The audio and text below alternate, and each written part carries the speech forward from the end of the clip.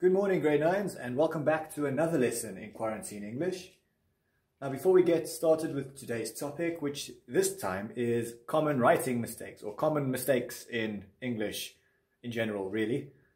Before we do that, we are going to mark the previous activity I gave you. Now, what you had to do is identify all the punctuation marks that were in the sentence, or the sentences, and then explain why they were there. So first off, we'll see we've got an exclamation mark here.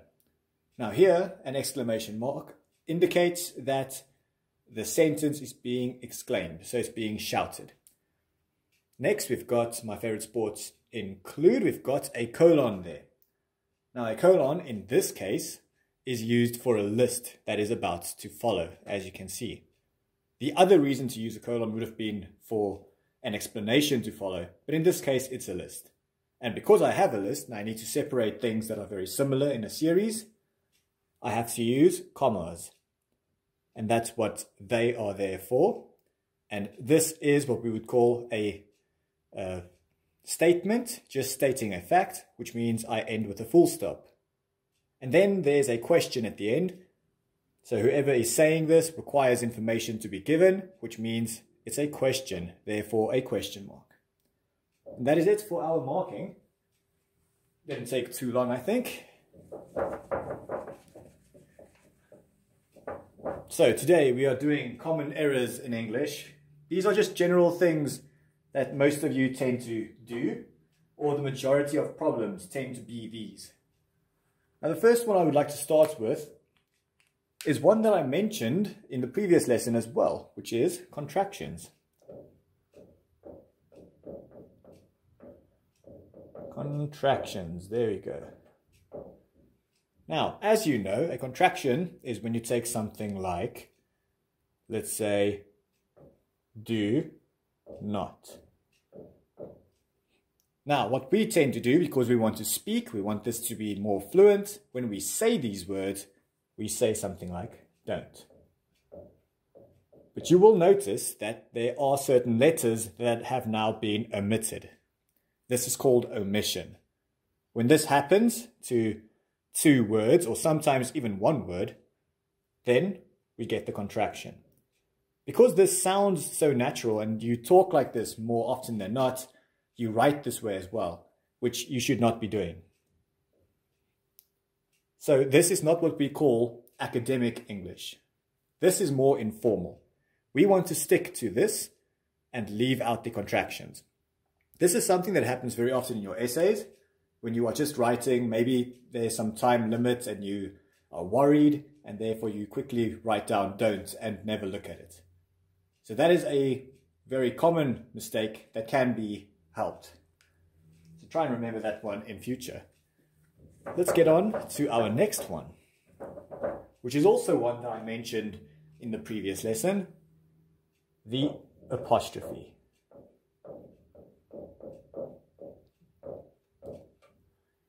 Okay, so the apostrophe looks like this, which you should know, I hope. It's a little mark and usually followed by an S. Not all the time though, but here we've got John's, and whatever follows his name belongs to John. That's what the apostrophe indicates in this case. So that is also the first reason to use it, possession. So I'll just write it here.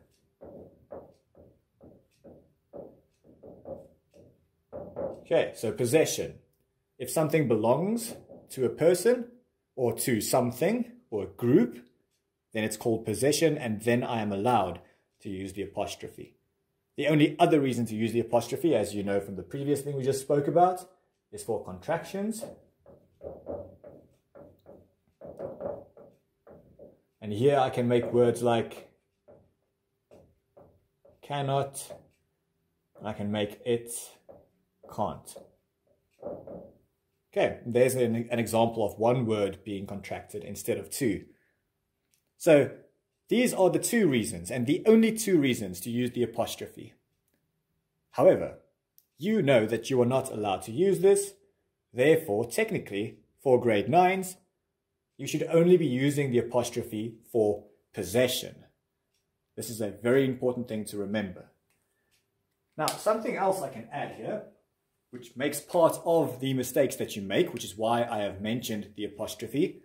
You will use it for for plurals, sorry. So let's say I've got the word photo, which is, I think, the culprit for this happening.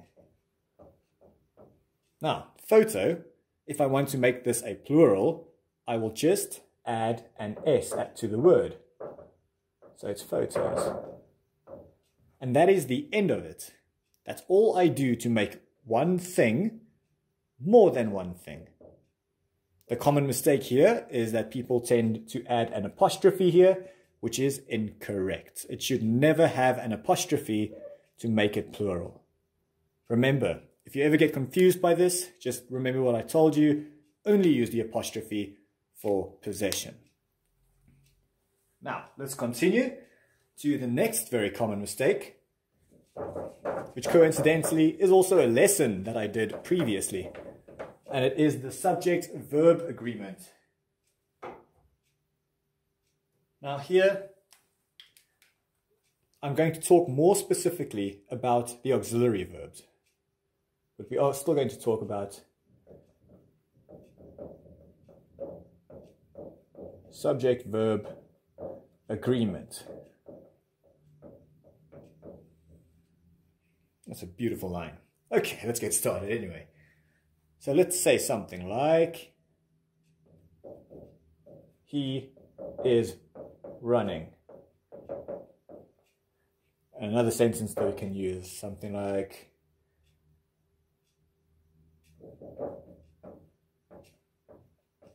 he was not sure. I'll use these two as examples. A very common mistake here is when you are writing really quickly, and again, this tends to happen in essays very often, then when writing the auxiliary verbs, you never check what your subject is. Now, if you remember from the previous lesson, we first look for the verb. It's very easy to identify. In this case, is running is my verb. He was not sure. In this case, we've got an uncertainty. It's our negative, but was is still helping as to the state that he is in. So yeah, we'll just leave this part out here. Now, he is running. This is now correct because it is in the singular form because of is. As you can remember, is equals singularities and are equals plural. Now, very often people will say something like he are running, which I don't understand how this happens. It doesn't even sound natural. But then again, this mistake happening in your essays goes to show that no one reads through their essays, now do they? This is a big problem. If you skip that third rule, the editing rule in your writing process, it really is not going to help you to write a first draft. So grade 9s, just try to remember, always go through your essays. You will probably, when you read it in your mind, you will hear if something is wrong. In this case, you should be writing he is running, because I know if this is singular, then this should be singular. If the subject was plural, then the verb would be plural. Here I've got one he, so it's one thing, it's singular, therefore I'm using is. Same thing here.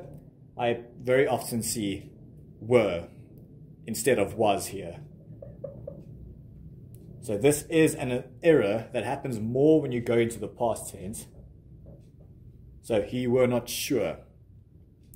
Okay, we cannot use this, it's wrong. We know it should be was, because I know that my subject is singular, so my auxiliary verb should be singular. Okay, so try and remember this one. It is a very easy one to overlook, and I think because of that, this mistake happens quite a lot. Now let's get on to the next thing, and this time we are talking about structures. So in a sense, a subject-verb agreement is also a structure, because if the subject is singular, then the verb should be singular. So you structure the verb to the subject. But in this case, we're talking about sentence structure.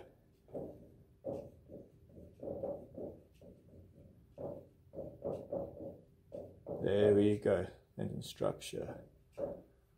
Okay, Now with sentence structure, the common mistake that many of you make is you will write something, you'll add a conjunction, you'll continue, you'll add another conjunction, you'll continue, and again, and there we go. Eventually you stop and you'll realize, oh, that's the entire paragraph.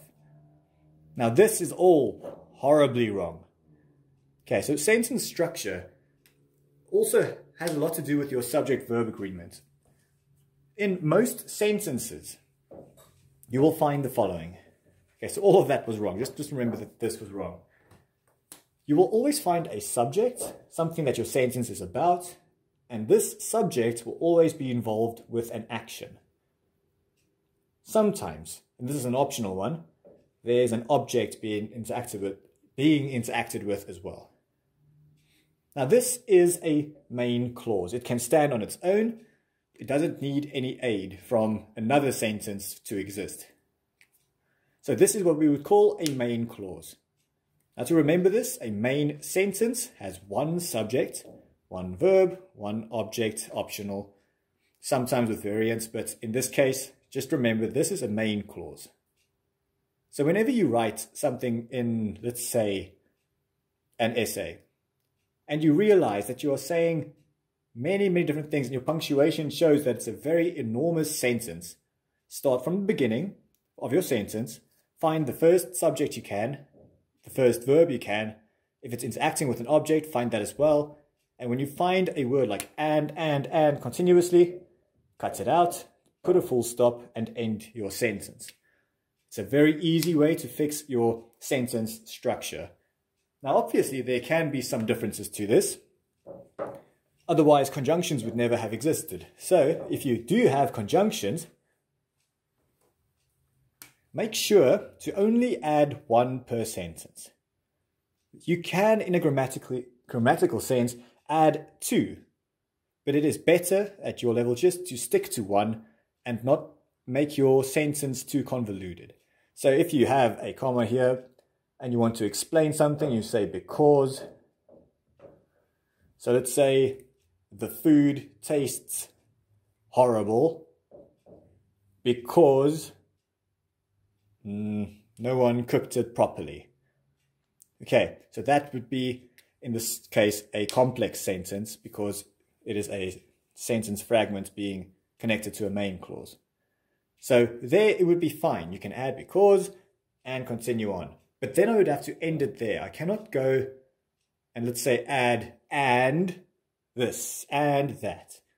Okay, it will make your sentences way too lengthy and will break down your sentence structure. Now let's get on to the next thing, which also includes structure. We're almost done with this. Let's take this out as well. This lesson. So we've got structure again, but in this case, just plain old writing structure. And I'm going to focus specifically on the narrative writing. So, okay. As you know, narrative means story. So this is more of an essay writing. And the reason I'm talking about writing structure here is because I have noticed something. When you start out, I tell you that you've got, for the grade 9s, 210 to 250 words. This is very important to remember. It's your parameter. You cannot exceed it. You cannot go below it. You have to stick to your word count. But very often people write too many words because you get involved in the story and you want to continue writing, which is good. But because it's an assessment, you are not allowed to do this. So what I would like you to do is always do the structure of your essay first and then fill in your story into the structure.